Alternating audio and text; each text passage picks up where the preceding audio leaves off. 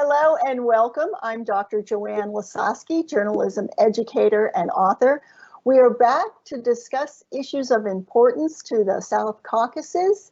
And with me today is the former ambassador to Azerbaijan, Richard Kauzlarich. He is a distinguished visiting professor at the Skar School of Policy and Government at George Mason University. And he is also the former National Intelligence Officer for Europe. Welcome, Mr. Ambassador.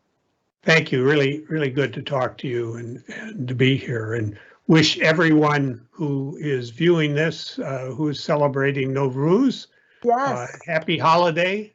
Even in Washington, we had an event at the State Department yesterday. My wife participated in. So, you know, we can't get away from all these happy events. I love the sweets involved, so that's where I go when it comes to Nowruz. Yeah. Let's talk about the U.S. State Department Human Rights Report that was just released this week. Azerbaijan chapter is quite extensive and offers some detailed accounts of human rights abuses in that country. What does that say about how the U.S. feels about human rights in Azerbaijan? Well, you know, this is, as I understand it, this is the 50th year that the State Department has been producing these human rights report, and they're on every country in the world, not just Azerbaijan. Mm-hmm.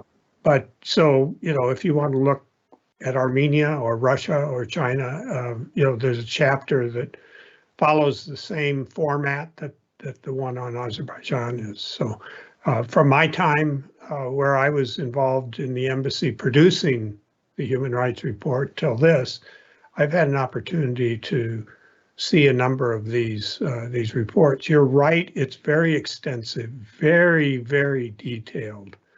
I think the embassy and the people in the State Department working on this deserve a lot of credit, because you know, this is not something that was just thrown together in a few hours. This reflects the work of a lot of people, and it covers a lot more issues than the human rights report that I was responsible for providing material to the State Department on when I was ambassador in Azerbaijan. So this, you know, we could have never, with our small staff at the embassy, produced such a scope of analysis on human rights. So really deserves careful attention for anyone who's following Azerbaijan, Armenia, South Caucasus. It's a good report.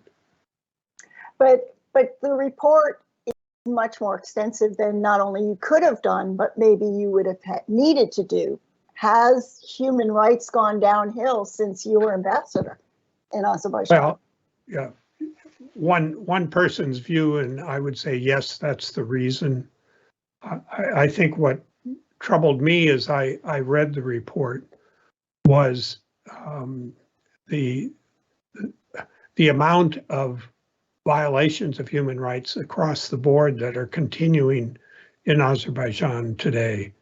And, you know, I would have hoped by this time, now 3 decades almost, that we would see much more good news coming out of Azerbaijan because of the oil wealth, because of the generational change that is going on, younger people who are, you know, thinking in modern ways, and instead of the way that when I was in Azerbaijan, people were still, this is not a criticism of Azerbaijanis, but the Soviet view of the world was the one that dominated. That's where there was a system that people were educated under, and so you know, with the passage of time and more resources, we shouldn't see the kinds of criticism. 100 political prisoners. That number hasn't changed for a decade at least, and the spread of the persecution, if you will, of opposition political leaders, of restrictions on the media. it wasn't a free media when I was there, but there were opposition voices that were able to run newspapers. There was independent television. None of this is present today, and it's a sad commentary. We should be doing better. And when I say we, the U.S. working with Azerbaijan in ways that we couldn't when I was ambassador. Is there anything the average U.S. citizen can do to improve this situation in Azerbaijan, or do we just need to read the report and be unhappy about it? Well, if there were more, I wish there were more opportunities. Yeah. What we've seen, again, looking at this report in particular, it's very hard for foreigners to support non-government organizations on the ground in Azerbaijan because the government will not allow that support to take place. A number of the so-called NGOs are actually government-controlled entities. And in the past, where the U.S. aid program was able to support small independent TV and other media, this is all pre-internet, so that opportunity wasn't there. We can't do that now. The government simply will not allow foreign support, foreign assistance that they do not approve of to come to help to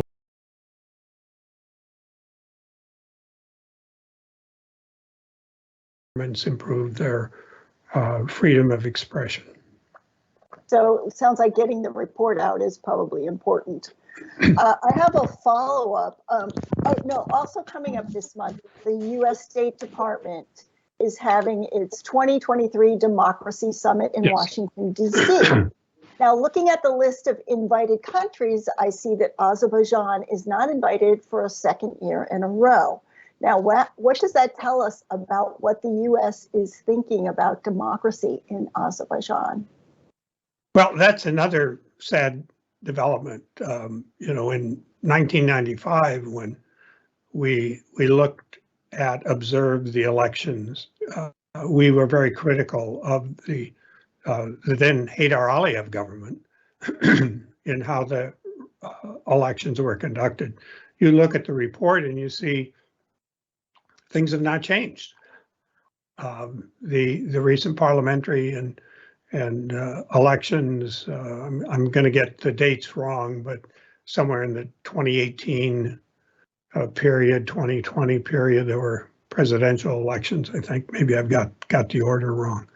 But all of the criticisms that we made in 1995 and continue to make are still present.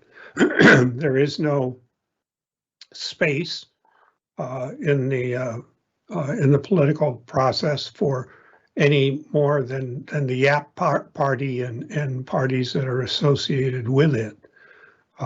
If there are so-called opposition parties, most of those, I would say all of those, are controlled by the government. And the traditional, if you want to think of it in those terms, the traditional opposition parties are not allowed to function at all.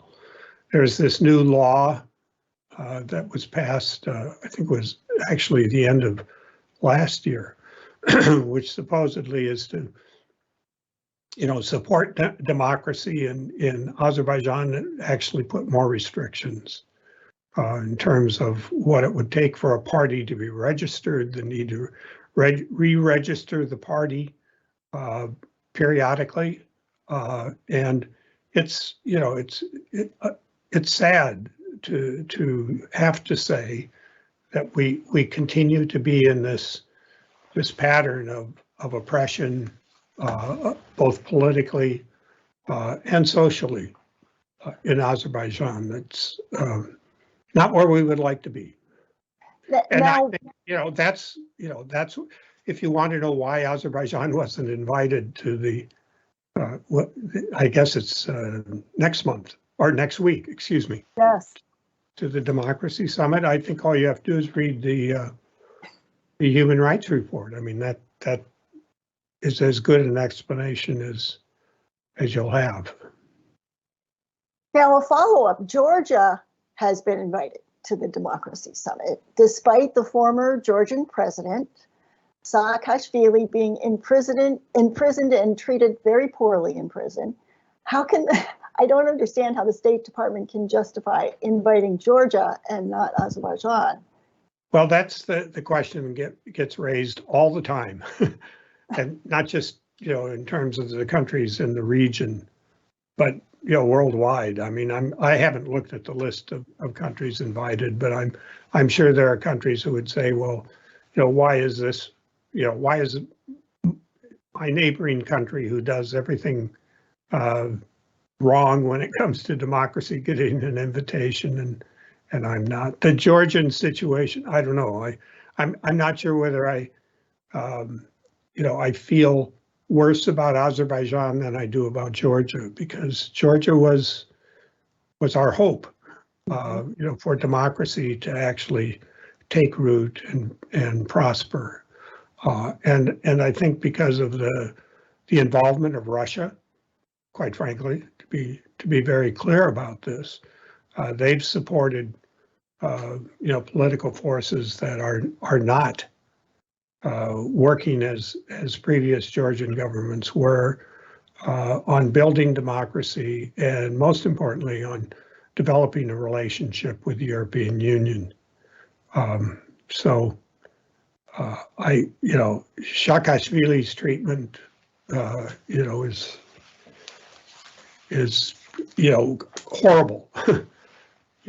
What they're making that man go through, and these demonstrations that have taken place in Georgia, I think, show the extent of the commitment of the Georgian people to being part of the EU.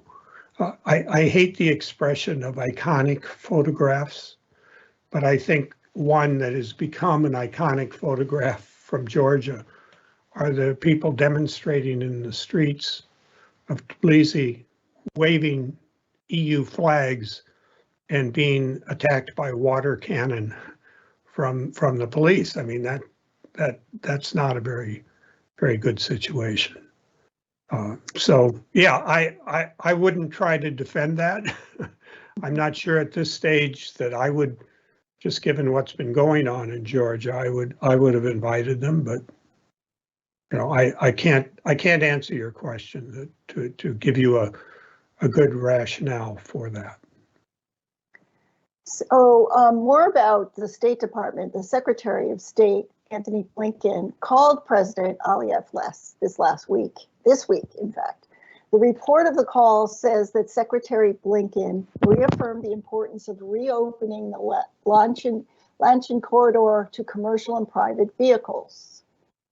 Secretary of State Blinken also spoke to the Armenian Prime Minister, Pashinyan, to offer continued U.S. assistance in facilitating bilateral peace discussions in Azerbaijan. What does this show about the U.S. interest at this point in finding peace in that region? Well, first of all, this is not new. I mean, Secretary Blinken has a series of phone calls and meetings that he's hosted, and others in the administration, either individually or together with Armenia and Azerbaijan. I think the failed Russian effort, has created a need for the U.S. to play a greater role. I've found it interesting that in the government-controlled press in Azerbaijan, there was actually a detailed readout of that meeting from the presidency of Azerbaijan. Usually, Secretary Blinken, the good press operation there in the State Department, jumps right out with a summary, as you read, of what the meeting discussed. This time, there was a very detailed presentation, not conforming necessarily with Secretary Blinken's readout, but explanation of what the Azerbaijani side raised with them. But bottom line, we've seen a drift away from what had been last year. Glimmers of hope, bilateral meetings between Armenia and Azerbaijan, separate discussions, particularly important on the Lachin transportation issue, detailed discussions of the border that has to be agreed to between Armenia and Azerbaijan if there is to be a normal relationship. So I would expect there to be more US contact. Now, whether these phone calls are going to be enough to restart the bilateral talks between Armenia and Azerbaijan, I think is unclear. But that really has to happen. The longer the two sides are not talking to each other, with the social media rhetoric that gets amplified now, well, let's put it this way: it's not helpful to have the discussions resume if people are shouting at each other on social media about hostages and threats of resumed fighting and so forth. Those bilateral contacts have to not only start again, but be continuous. And that was the missing element even before. Mm-hmm. The way you make progress is to talk to the other side and to do it regularly, not just when somebody is at another meeting in Europe or the US, and have a meeting like that. If you're going to deal with border issues, if you're going to deal with transportation, if you're going to deal with landmines and unexploded ordinances that are, a threat to Armenians and Azerbaijanis alike, you have to talk, and that's the most important thing.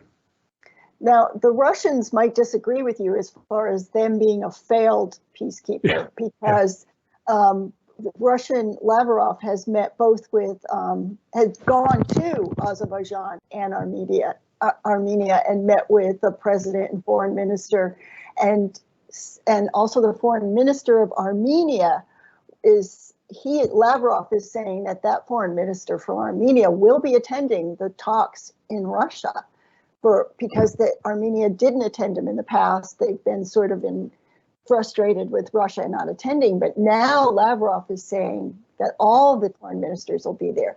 Is Russia doing a better job than we think of trying to mediate this conflict? Well, if you want to count numbers of meetings and phone calls and things, maybe the Russians have the advantage if you're keeping score, but that's really not the point. The point is there progress? Are the peacekeepers that Russia has unilaterally inserted in the Lachin area in particular doing what they're supposed to do? The answer is no. There is no basis for progress other than the statement that was signed, or not signed, agreed to, that brought about the ceasefire right after the 2020 war. And there is no agreement. There is no pattern of engagement other than the traditional measures that Russia's employed, again, for a number of years. Phone calls from Putin to the leaders, visits to Moscow. I think it'll be interesting to see whether Armenia's position on membership in the CSTO has changed. We see these stories that maybe they have, but Russia has always had the advantage of being a neighbor to these countries, and neighbors should talk to each other. And whatever we think about Russia, in terms of their legitimate position in the South Caucasus. I don't think there's anything surprising about that. What is surprising, I'm afraid, for both Azerbaijan and Armenia is that since the Russian invasion of Ukraine, Russia has tried to use the leverage that they believe they have militarily to put pressure on both the Armenians and the Azerbaijanis. Pressure in what way? Well, just to indicate that you can't go too far in terms of your relationship with the U.S. and with the West, with the EU, without us reacting. And we're going to react. We've seen, they said, look at Ukraine. Okay. Well, this has been a wonderful discussion. Thank you, Mr. Ambassador. And thank you for keeping us informed about the Caucasus region. Very good. Thanks. Excellent questions. And let's keep our fingers crossed that these mediating efforts involving Secretary Blinken will continue. Yes. Okay. Very good.